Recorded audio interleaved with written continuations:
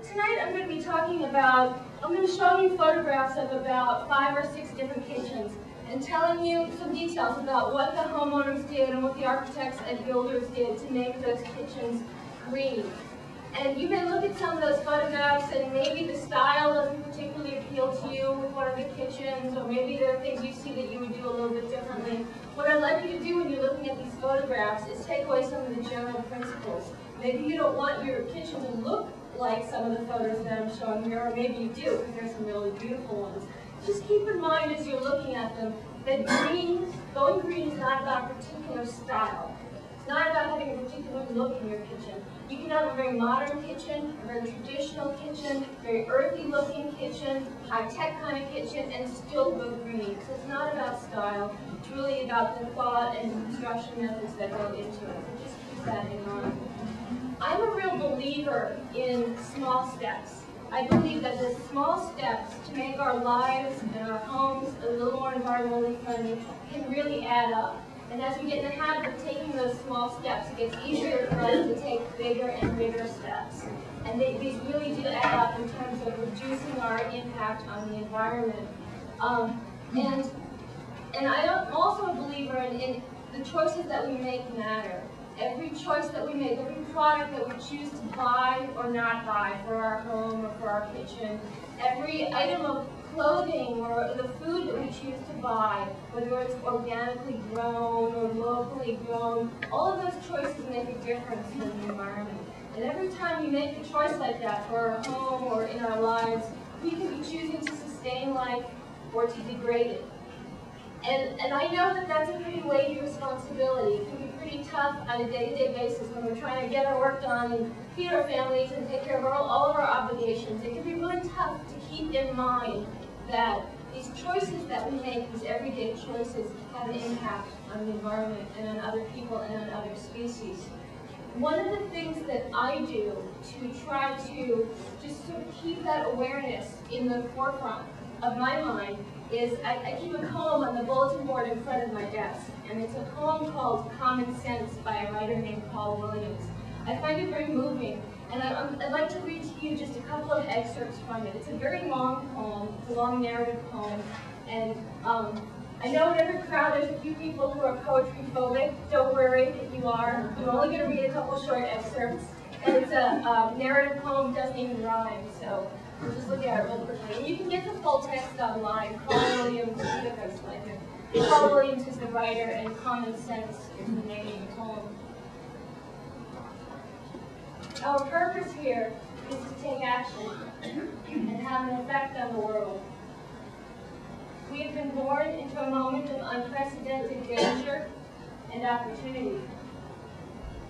Our failure to act is itself a choice. There is nowhere to hide from this awareness. It is time. It is time for each of us to vote with our lives, our daily lives, for or against the vision of a more hopeful future. Our purpose here is to build a bridge.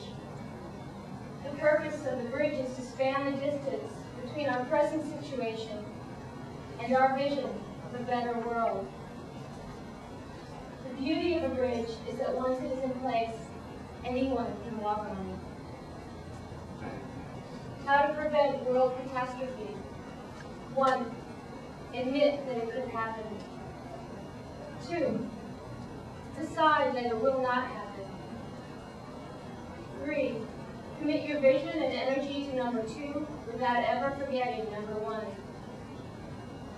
To choose to build a bridge is the essential act of love. There's that love word again. The Paul Williams, Common Sense, which is a little piece of a very beautiful poem. I give a lot of talks about green homes in different parts of the state and around the country. And often I spend a lot of time talking about the bigger context. Why green matters, why sustainability matters, what it all means. I'm not going to do that tonight. I'm assuming, we're here in the Bay Area. We're pretty conscious of that. We've been conscious of that for a long time. Some of us may be at different stages in our own lives in terms of making our lives a little bit greener, a little bit more environmentally friendly. And I'm not going to go into that whole background. I'll spare you that. What I'd like to do is kind of plunge into some of the details about what makes a kitchen green.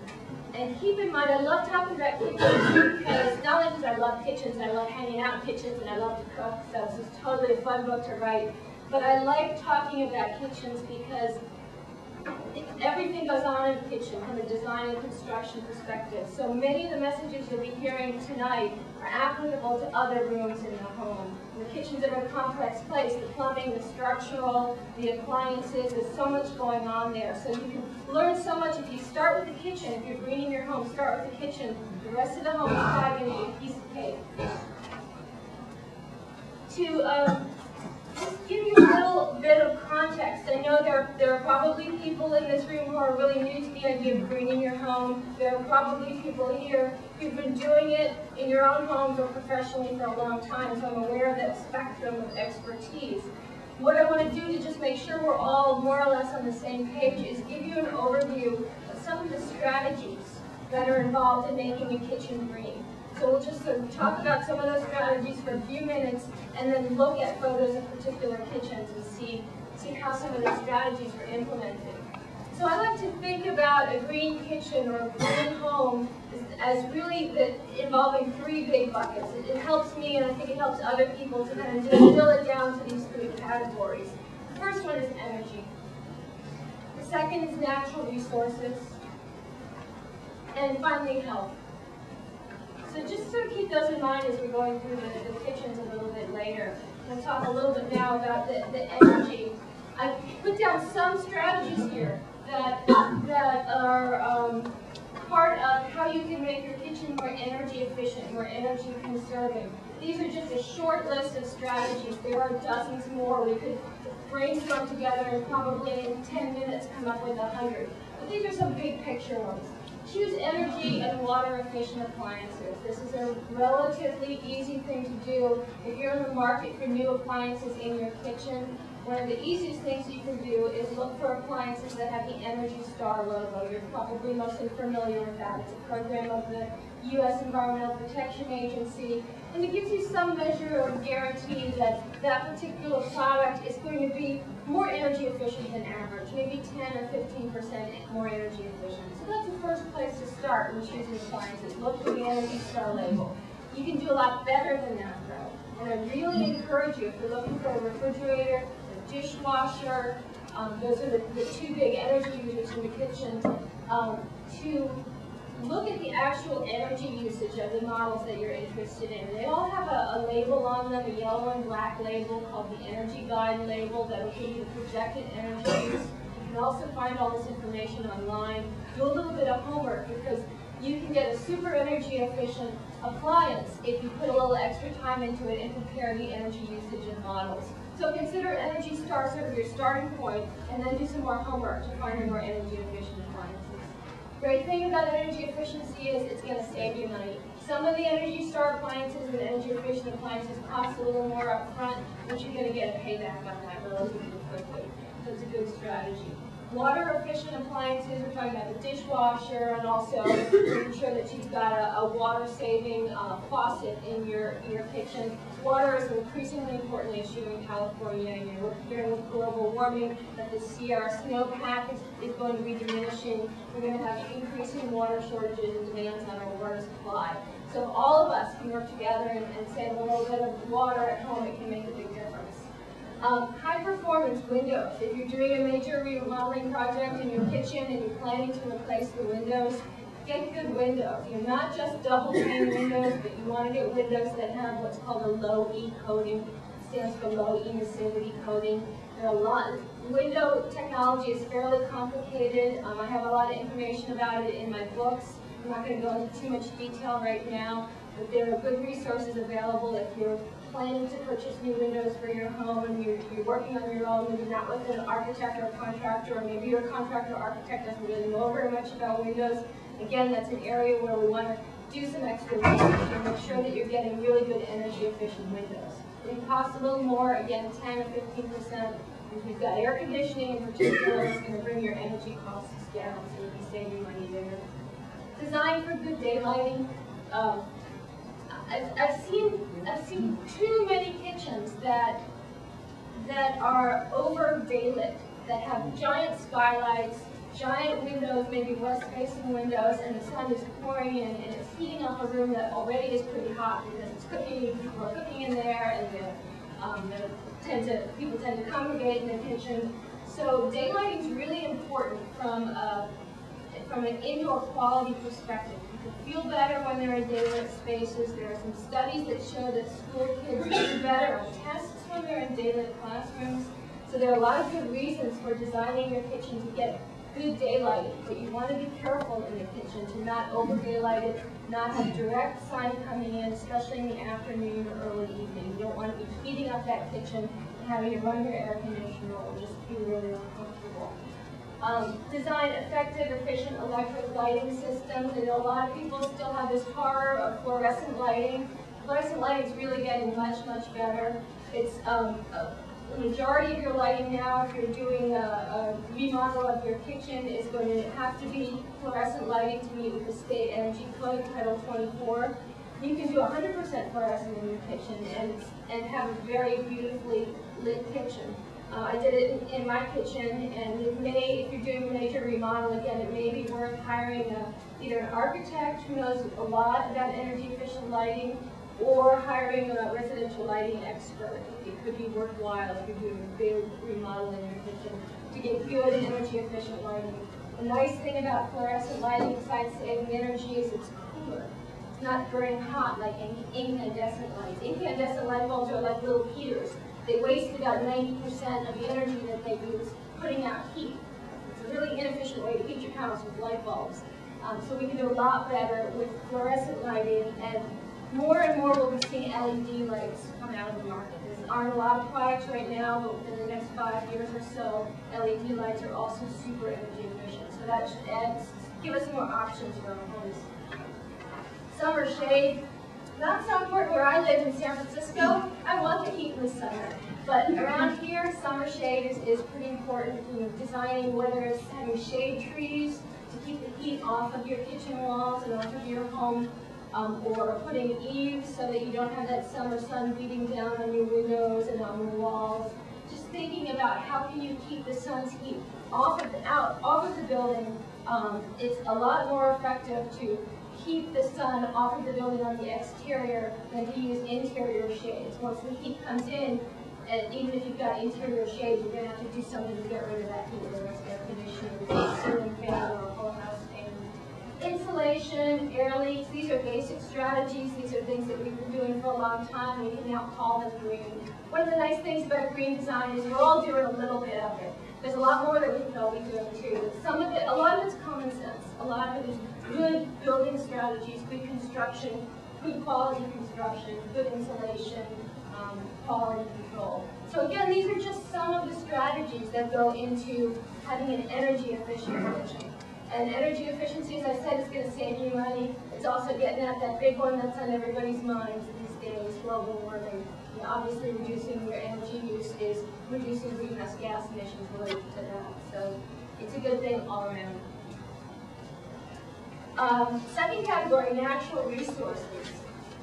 The biggest thing here in terms of conserving natural resources is keeping size in check.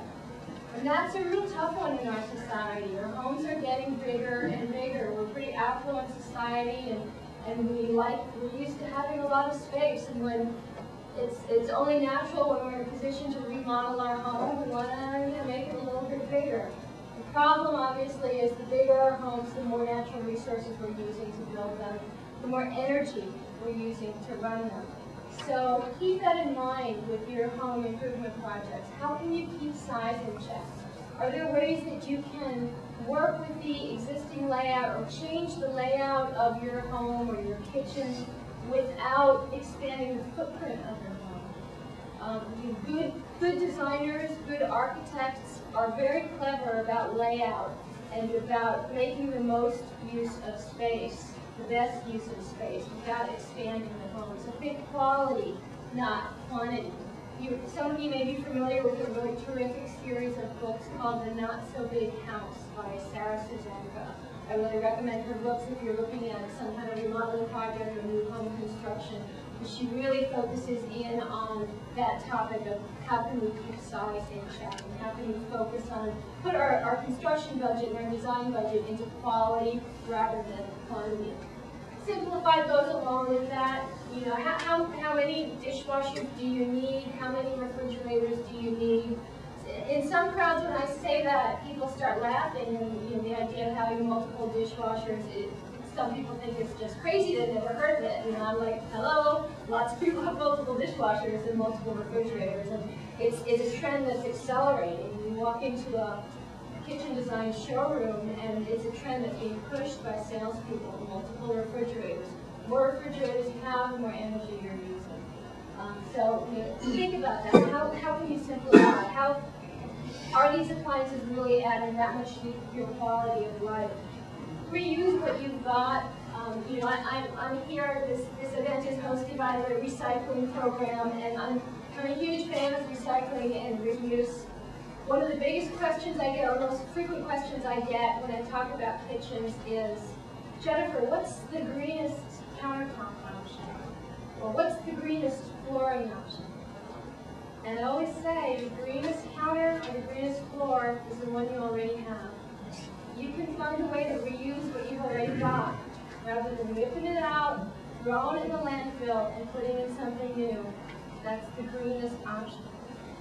Doesn't always work. I understand. I live in the real world. I remodeled my kitchen, and we wound up pulling out quite a bit of stuff. We had old vinyl flooring that wound up in the landfill. Our minimal insulation, there wasn't much insulation, but what was there wound up landfill. The drywall got landfill. But a lot of we reused all of our appliances. They weren't that old, and they were pretty energy efficient. We didn't feel like we needed to replace them, just have the latest, greatest, next thing. And we were able to work with our contractor to deconstruct the kitchen so that all of the wood that was coming out, we reused. We had a little stair landing, a wooden stair landing off the back of the kitchen. The carpenters took that apart and reused it to build our new deck. Redwood, good wood, took more labor. It can cost more to recycle and reuse what you've already got. More labor goes into it. But it's a lot better than carting things off to the landfill. And if there are items that are coming out of your kitchen that you can't use in your own project, somebody else probably can. There are a lot of, I'm not familiar with the building reuse stores right here, but I know in the East Palo Alto there's Whole House Building Supply. Some of you are nodding your heads and know those folks. Whole House Building Supply in East Palo Alto. They're salvagers, deconstructors. They go around to homes that are going to get remodeled. They take apart those homes and they bring the materials back to their store, and you can buy those materials. So if you're planning a big remodeling project and you know that you're going to wind up gutting your home or your kitchen, you might want to get in touch with them or someone like them and talk to them about whether they can deconstruct your kitchen so those materials get salvaged. Choose long-lasting products. Again, another common sense, no-brainer, but it's a green strategy. If you choose poor quality products that are going to get torn out and wind up in the landfill, that's good for the environment. So high quality is really a good strategy. Choose good wood. What I mean by that is wood products where you have some degree of assurance that the wood came from well-managed forests, sustainably managed forests. And it's getting a little bit easier to find that these days. 5 years ago it was really tough. It's still tough, but it's a little bit easier. There are a number of different certification schemes for wood, and the one that I recommend and that a lot of people in the green building industry feel is the gold standard for certification is FSC, Forest Stewardship Council. And if you can get wood that has the FSC logo that's FSC certified, you've got a high degree of assurance that that wood came from a forest or a plantation that was managed in accordance with particularly stringent environmental and social principles. So a lot of local lumber companies are beginning to carry FSC wood. Home Depot has some FSC wood products, but it's been challenging to root them out. Because the salespeople don't, you walk in and say, do you have any FSC wood, FSC lumber, and the salespeople say, any what? So it is hard, and sort of should address that right now. The media loves, green is getting media attention every day now, and the media loves the headline, it's easy being green. Sort of a twist on the old Kermit the Frog, it's not easy being green. The media is always, it's easy being green. It's not so easy. It takes more work, and it's good to know that up front. If you're planning a remodeling project for your home, or if you're a building professional and you're getting into green for your clients, it takes more work. It costs a little bit more money, it doesn't necessarily have to cost more money, but it takes more work. It takes more time to get familiar with the products, to do the research. So just be prepared for that and allocate the time for it.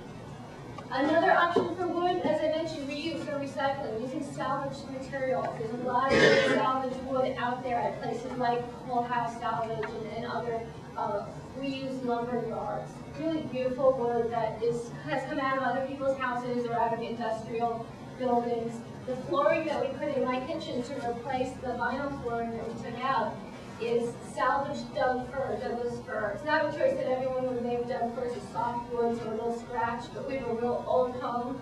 The floors in the rest of the house are really beat up, so I wanted a kitchen floor that was going to match the other floors. But the Doug fir was really terrific because it was once big beams in a warehouse in Fresno. And that warehouse was deconstructed. Those beams were brought up to San Francisco to a lumber yard called Caldwell's. They specialize in salvage lumber, and they milled those beams into flooring, becoming green flooring. And we use that in my house is Victorian, it's 110 years old, and I felt really good about putting this old wood in the home.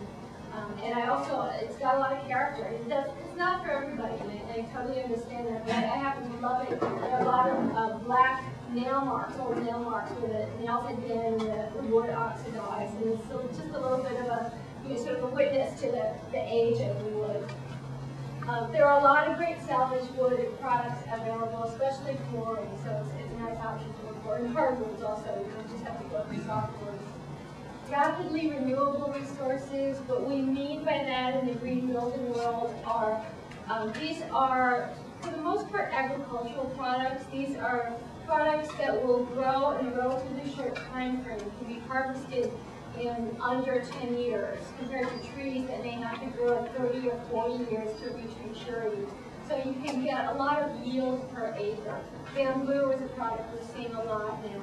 Bamboo is a grass, grows to be as hard as wood. It can be harvested in 3 to 5 years, and it regrows naturally. So you get a good yield per acre. You get a lot of material out of the land, and it's grown in a relatively sustainable way. One problem with bamboo, we're seeing this for flooring, for cabinetry, for wood paneling applications. It's really beautiful, holds up really well. The main drawback to bamboo products is that they're virtually all coming from either China, some of them from Vietnam, so there's some transportation impacts. They're being brought halfway around the world to get here. I'm a real advocate of using local products as much as we can, but bamboo's got some other good things going for it. Other rapidly renewable resources might be something like, instead of using particle board, using a board product made from wheat straw, so agricultural waste products, straws that's left over after you harvest the wheat. So there are some companies that are making wheat straw board instead of particle boards. That's an option. Local products, conserve water, reduce waste. Again, these are just some ideas about how to conserve natural resources in your kitchen and in other parts of your home. A lot of other ideas out there, but this just kind of brings us together on the same page. And then finally, the third leg of that green design triangle is, or stool is health. And the big thing here is we want to try to keep pollutants out of the kitchen, because it's a lot easier to keep them out in the first place than to try to get rid of those pollutants once they're inside your home. And so what do I mean by pollutants in the kitchen? One of the biggest culprits for new kitchens is formaldehyde in cabinetry and in pressed wood products. Products like plywood and particle board, which are typically used to make cabinets these days and used as underlayment and for other applications in the home. Those pressed wood products are made with urea formaldehyde glue. Very inexpensive glue, that's why manufacturers use it. But the problem is it's very volatile. It off-gases. It evaporates from those products. The formaldehyde does. And it's a carcinogen. So, is it going to cause cancer? If you have new cabinets in your home that are off-gassing formaldehyde, is it going to cause cancer? We don't know. I don't want to be alarmist. We just don't know. We do know that urea formaldehyde is a carcinogen. So we're starting to think in the green building world, how can we just keep these things out in the first place? It's kind of a precautionary principle. We know that there may be some concerns here, so let's do what we can to keep these problematic chemicals like formaldehyde out in the first place. The state of California has some legislation pending about reducing levels of formaldehyde in fresh foods products, which is really great. In the meantime, there are some cabinet makers in California who are making cabinets with either no urea formaldehyde in it, or they use phenol formaldehyde, which off-gases at much lower levels. So they're coming up with alternatives. And those can be a little bit more expensive, but I think we're going to see the prices coming down as more products are available for the cabinet makers to work with. So there's some good options there. That's something to pay attention to. Evaluate existing hazardous materials. Again, this is just another good common sense strategy. We need to be doing it. Contractors already are or should be. We're talking about asbestos for the most part and lead-based paint. Evaluating whether those materials are in your kitchen before you start remodeling is really important to do. And then figuring out if there's something you need to do. A lot of times there isn't. If you're leaving a material in place, you're not cutting into it, you're not touching it, you're just covering it over, you don't necessarily have to deal with that lead-based paint or asbestos. But it's good to get professional help, get an evaluation done about whether there are any hazardous materials before you start sanding and cutting into the individuals of all the kitchen. Daylighting and outdoors, I talked about that, I was touching on that earlier, I'll go into that again. Incorporating universal design principles. This is an aspect of green. Why? Because universal design, that means designing our homes so that they're more accessible to people with all different physical abilities. And what this can mean, if a home is designed with universal design principles, it means that people can stay in their homes longer. They won't be shut out of their homes because they can't get around. And the nice thing about universal design is that it tends to, if you're doing a remodeling project now, if you think about universal design and you build that into your kitchen now, then in 10 or 15 years, when you may need those universal design strategies, they're there already. You don't have to do another remodeling project to make the kitchen wheelchair accessible, for instance. So it just sort of cuts down on the amount of waste in the future if you think about it now while you're working on the current projects. Access to acoustics, make it safe. Again, common sense strategies that are also healthy home strategies. So that's the triangle. What are some of the things that make acoustics better? Or what do you need to watch out for? Yeah, that's a good question. The kitchen tends to be a very noisy room. And a lot of the kitchens we're designing today are much more open than they were in the past. You know, we like to have a great room flow now, the kitchen opening into a living area or a family area. And so that adds to the noise. There's the TV going, and the computer's going, and there's video games, and a lot of people in there. So what do we do to mitigate those sounds? Some people love that. And some people want a really vibrant space with lots of things going on, and that's great. I mean, they don't need to worry about the noise. But other people might like a little bit more tempering of the sound, and you can use softer materials. Hard materials tend to reflect noise. So granite, stone, those are going to reflect noise. Metal, wood. If you use somewhat softer materials, cork flooring, for instance, is a little bit sound absorbent. Wood flooring will be a little bit more sound absorbent. Natural linoleum, which we're seeing a lot in homes. Natural linoleum is a product that's been around for 100 years or more. It's not vinyl. It's kind of what vinyl was designed to imitate. But natural linoleum is made from natural materials, primarily veneers such as gum. Jennifer, bringing that up, I saw something recently on HGTV, and they talked about natural linoleum. It was absolutely beautiful. I was shocked. Because you think of the old style linoleum. I know. Yeah, we think of linoleum, and also we tend to use the word linoleum to refer to vinyl plastic flooring, but real natural linoleum is very beautiful. And it is a little bit sound absorbent too. So thinking about that, also creating nooks, you know, little breakfast nooks or just spaces that are set apart a little bit can be another way to deal with that. A lot of cabinets these days are made with really high quality hardware, so that the doors don't slam shut. They glide. You can't, actually, I was in a cabinet manufacturer's showroom a couple years ago, and they were showing off their gliding cabinet drawer hardware, and they dared me to slam the cabinet. What? I slammed it, and it banged shut. I was very embarrassed. Not that strong. Maybe they went back to the shop, but that's another thing to think about when looking at the hardware when you're shopping around for cabinets. So what I'd like to do now is show you 4 or 5 kitchens and talk about some of the green strategies there. And maybe we could turn the lights off because I think the photos will show a lot better. No, but it's similar to the traffic. So this is a kitchen, and I'm going to race through these, but these photos are all in the green kitchen. So, and I know that the library carries the book, so you can put a reserve on it if you want to get a copy of it. So I didn't get a race through it, but if you want to find the details, you can. This is a little 1910 cottage in Berkeley. It was purchased by 2 eco-architects, Kate Ledger and Carl Monticelli of Berkeley. Their firm is called Ledger Monticelli Architecture. And they revamped this cottage, which hadn't been revamped since, I don't think it had ever been revamped. A lot of people would have looked at it and said it's a teardown.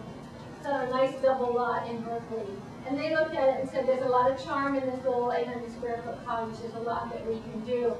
And one of the things that they did was not expand the footprint and just try to work with the existing space and make it as charming and livable as possible. And I'm starting out with the smallest kitchen in my book. This kitchen is 39 square feet.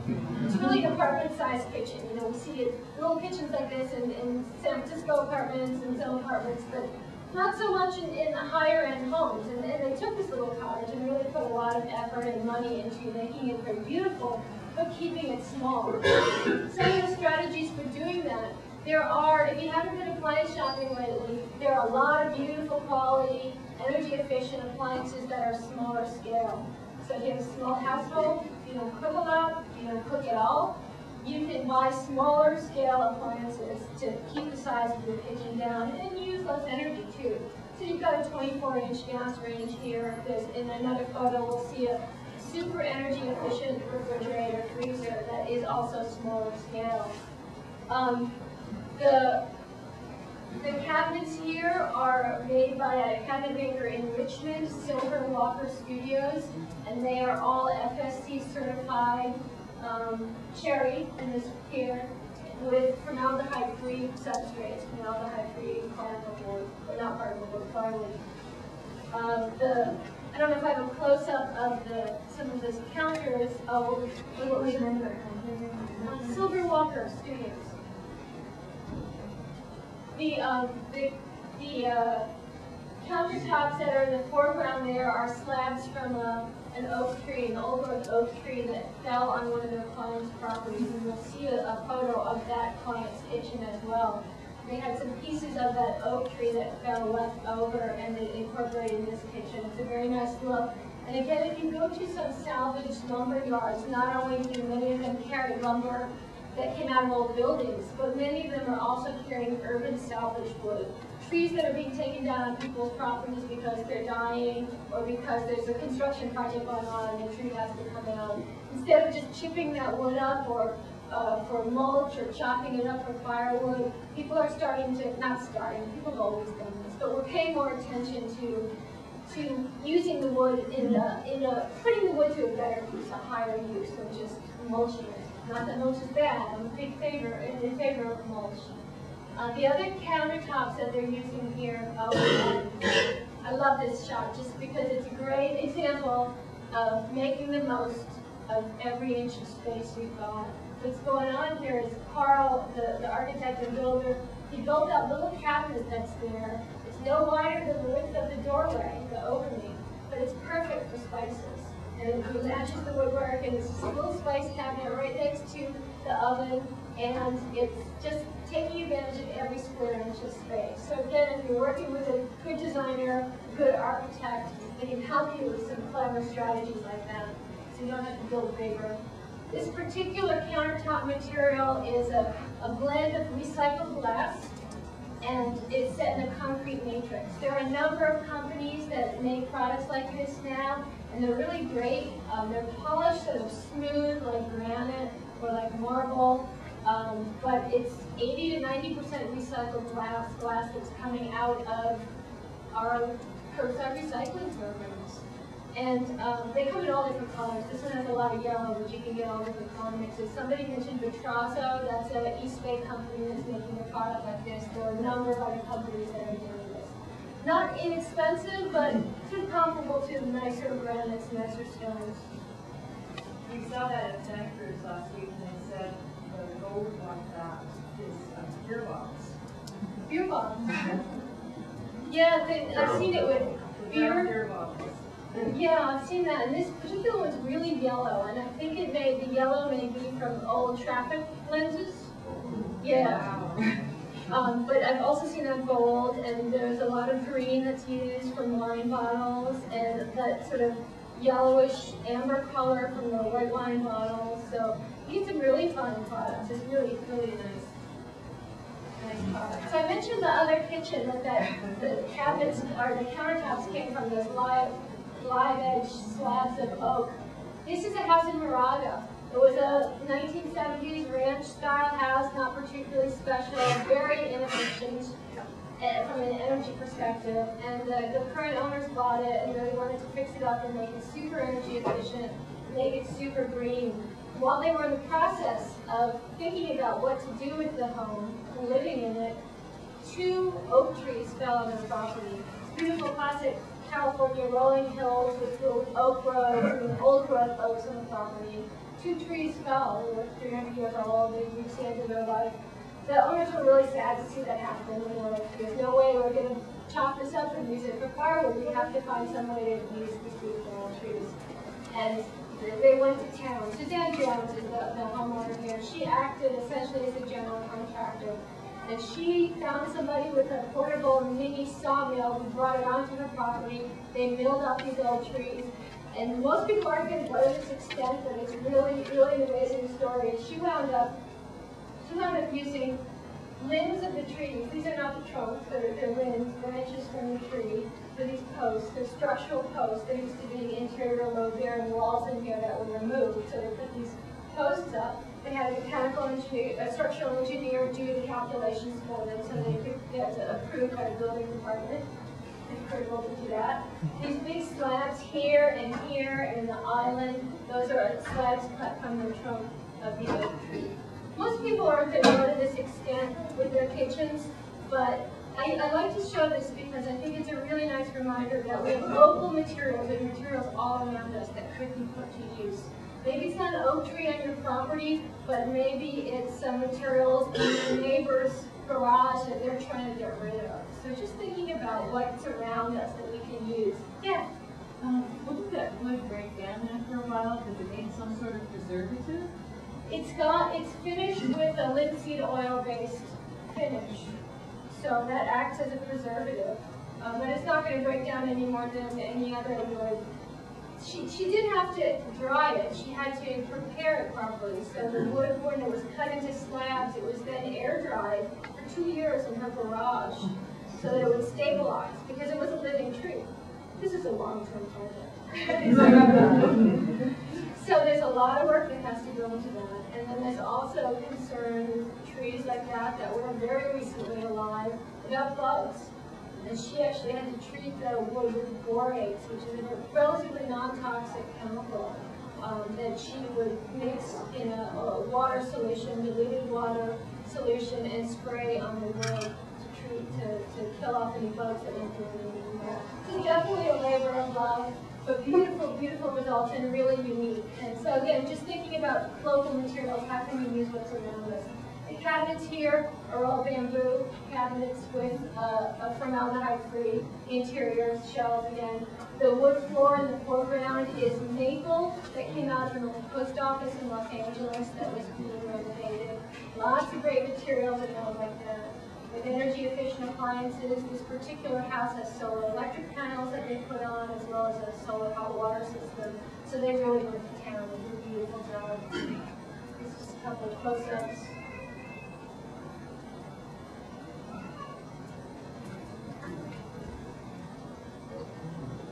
It's beautiful. So there you can see the bamboo drawer with the oak slab above it. It's a nice look. I like to show this house on, I'm going to race through this one really quickly, but this is just, I show this because it's a nice reminder that you can have any style home and have it be green. It doesn't have to look green. This is a mid-century modern house built in 1949 in Belvedere, and it was recently remodeled, still keeping very much with this mid-century modern aesthetic. Looking at this house, there's nothing about it that says green, and nothing announces it except you can just see on the roof there the photovoltaic panel. And if you were to walk by when they were opening up their garage, they've got a Prius and a Honda inside hybrid cars in there. So you can do stealth green if you want. You don't want to announce that you're green, but you want to do it anyway. The way to do that is to pay attention to energy efficiency, pay attention to what's behind the walls. Energy efficient appliances, really good insulation. They opened up the ceiling. There had been no insulation there before. We put in rigid foam insulation, keep their heating costs down. The house has no air conditioning. Super efficient boiler to serve as a hydronic radiant floor heating system, underfloor heating system. Salvaged wood framing for parts of the house where they did additions. Again, things you don't see. None of this announces itself. And so it's hard to sort of brag about your house being so green when people come in and they're like, you know, where's the green? You can't tell. But by paying attention to energy efficiency, knowing where the wood comes from, you're getting a green house. So it's not necessarily about the finishes or the final look that you've got. Although this, the dining table is again a piece of urban salvage wood. Here they use, the finishes that they use, they have marble countertops and corian countertops. There's nothing green about those. I don't think they're bad materials, but they're not solving an environmental problem. But that wasn't these owners' thing. As I said, they were into the energy efficiency, they were into the behind the walls thing. They felt fine using these materials and didn't feel like they had to seek out quote unquote eco countertops because they were getting the energy efficiency right. This is a house in Kensington above Berkeley. And again, mid-1940s house that needed a lot of TLC, major renovation, and they didn't want to expand the footprint, but they wanted the house to feel more spacious, so they worked with a really good architect, Catherine Rogers. She opened up, she raised the ceiling in this great room area, in the kitchen. Not an inexpensive thing to do, but that really increased the sense of spaciousness in the home without having to expand out into the yard. They have a really lovely yard and they wanted to preserve that. All of the new wood that they used for framing, like in those ceiling trusses there, that's all salvaged lumber. The homeowner went out on his own salvage yards and really got into negotiating for these great pieces of lumber. So virtually all of the exposed wood that you see is salvaged lumber. The countertops here are a product called Rich Light. Rich Light is a blend of paper and resin. It's a pretty popular material. Whether it's green is kind of questionable, but there's a new product out. Some of you may have seen it around called Paper Stone. It's also similar to Rich Light, but it's made with recycled paper with a water-based resin. So you might want to look for that, check that out. This breakfast bar here is made from a piece of an old bowling lane. You know, we don't bowl as much as we used to. And the bowling lanes have come down all over the place. And you can find, actually, I was in a salvage yard this weekend and there was this pile of a couple of hundred bowling pins. I just couldn't think of what to do with them. They looked so great, but they were crying out for some kind of art project or something. But there's really great treasures in salvage yards. This particular refrigerator is a model called Sunfrost. Very energy efficient. It's very popular with people who have their own solar electric generation systems because it's a very low energy user. But there's lots of good energy efficient refrigerators out there. There's a close-up of the salvage lumber for the trusses. And the trellis above the kitchen door there, the trellis is also salvaged wood. It's from a company called Trestle Wood. They're in Utah, I believe, and they specialize in taking down old railroad trestles that are no longer in use. And this particular wood came from a trestle that went through the Great Salt Lake. And the owners, Tom and Barbara, told me that when the lumber was delivered and they cut into it, they could actually smell the brine. This wood had been pickled for a long time. So, trestle wood. Trestle wood? That's the name of the That's the company. name of the company, Okay. yeah. That was the name of the product. Yeah, if you just search on trestle wood.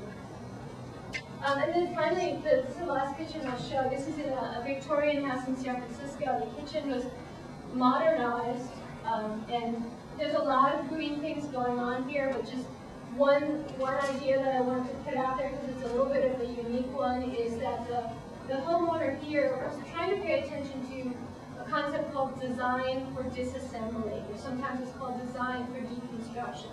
Basically, as much as we love our kitchens, we design these new kitchens, we remodel our homes, we've got this great new space, and we think it's the best thing ever. What's going to happen when we sell our home? The kitchen's going to get remodeled. It's just what happens. And chances are a lot of that stuff that's in your kitchen is going to get torn out. So this fellow, Jeff Gaynor, who's also an architect, he started thinking, well, how can I design my kitchen to meet all of my needs today and yet make it easier to reduce waste in the future? So he designed an open shelving system here out of 3 very simple materials. Wood, Douglas fir that came out of the wall studs that were once the wall studs from the walls that used to be here that we took out. This carpenter took those studs and refashioned them into shelving. So we've got wood, we've got the steel posts that serve as supports for the shelving, and then some of them have glass doors. So that's it. And they come apart very easily with hand tools. So somebody in the future can take these shelves down and reuse them or recycle those components. And so it's just a little thing, but it's something to keep in mind. What can you do today to minimize waste in the future? And the next time the kitchen is going to get remodeled, because trust me, it's going to happen. Again, a lot of green things going on in this kitchen. This is also a rich light countertop that they're using here. And here you can see some of those oxidized nail marks because this wood came out of the walls that were in this kitchen area previously. This table also is fashioned from the same Douglas fir studs that were in the walls. So don't throw that wood out. If you've got an older home, it's got great wood in it. So that's the kind of quick tour of green homes and green ideas for your kitchen.